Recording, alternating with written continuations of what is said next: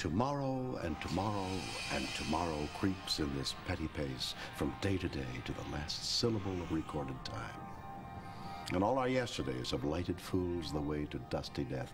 Out, out, brief candle. That's from Shakespeare's Macbeth, Act 5. And if you went back in time and killed your great-great-grandfather, would you cease to exist? If we could travel back in time, could we also travel ahead in time? And if time travel is possible, why haven't we seen evidence of people visiting us from the future? Well, there aren't any scientific answers yet. But until we find them, here is All Our Yesterdays.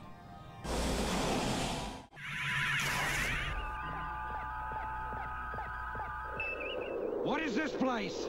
Well, it was called All Our Yesterdays, and it was the story of, I'm sure each person would have the idea that it was the story about them, but it was the story, I think, ultimately of it was a love story of a young woman who was caught in a time tunnel, and McCoy, who was dead to the world. See, that was the only way, I guess, that Leonard could kind of come on to me, was to not have McCoy conscious. You want to stay here.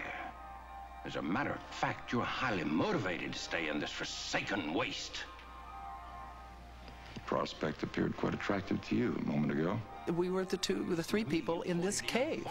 I found them in this time tunnel and was all in this kind of fake fur Eskimo kind of thing, covered, looking like a Bigfoot. And as I came into the cave with them, I, of course, dropped this, and this creature emerged, very self-consciously, I must say. Oh, my God. I was so embarrassed about what I had to wear, because I've always been embarrassed about being as tall as I am and having the body that I have. So having breasts out to here that were quite fake, and you know, I've always been a little bit conscious of my legs because, well, my father taught me how to whistle because he said with my legs I'd never be able to get a cab in New York. So I was there feeling as naked as a jaybird, and the guys were great. They were so sweet to me, and it was one of the first shows I actually did. But I mean, look, I mean, let's face it, before he met me, Spock was a vegetarian, you know what I'm saying?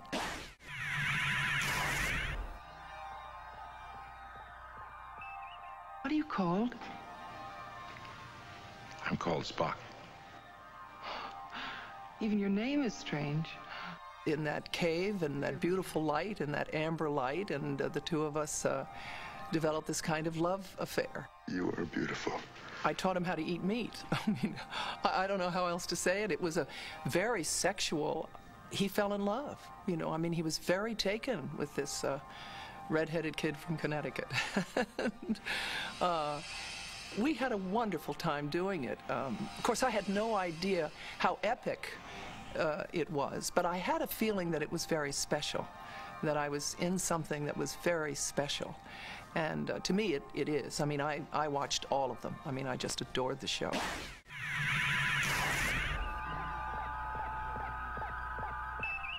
you know what it's like to be alone? Really alone? Yes. I know what it is like. I felt that Sarah Beth was really lonely. I felt that that there was a sense of isolation. And it was certainly very clear in the script. It was a very well-written script. That she had never seen people, certainly not seen them for a long time. That she was kind of awakening. That Leonard, in a sense, that Spock, in a sense, the Vulcan, actually awakened her. What is wrong with me? I tell you, you're beautiful. But you are beautiful. And she responded very sensuously. It was a nice opportunity for me because up until then I played frigid school teachers and plain passive sisters whose good-looking sister always got the guy in the end. So it was kind of nice to get turned on a little in television. All Our Yesterdays was written by a former UCLA librarian named Jean Lisette Ariost. She also penned another Star Trek episode, Is There in Truth No Beauty? It would take a librarian to not only come up with multifaceted scripts whose titles are taken from great works of literature and poetry, but to spin a story around a library and its key personnel as well.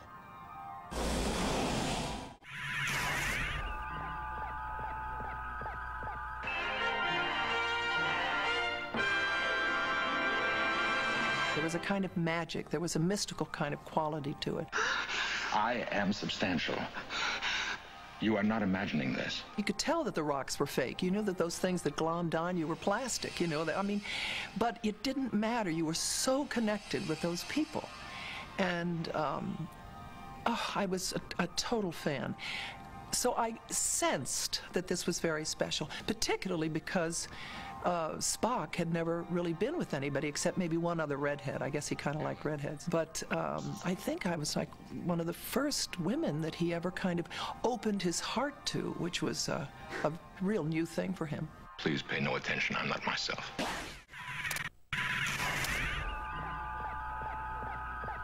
Along that line about how astonishing it is to be a part of a kind of cult thing, which is always amazing to me.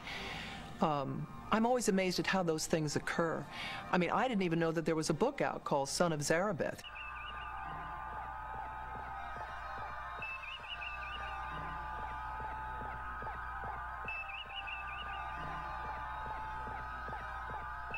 How wonderful.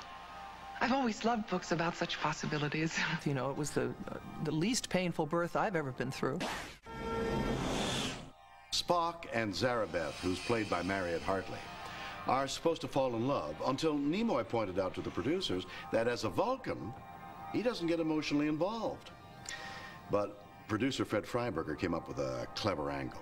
He figured out that since this story was set in the Ice Age, thousands of years before the Vulcans had evolved to the point where emotion was no longer part of their psyches, it would be plausible that Spock could fall in love with this woman.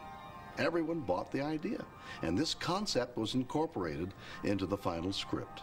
So what we've just seen is a rare look at the secret, emotional life of the Vulcan.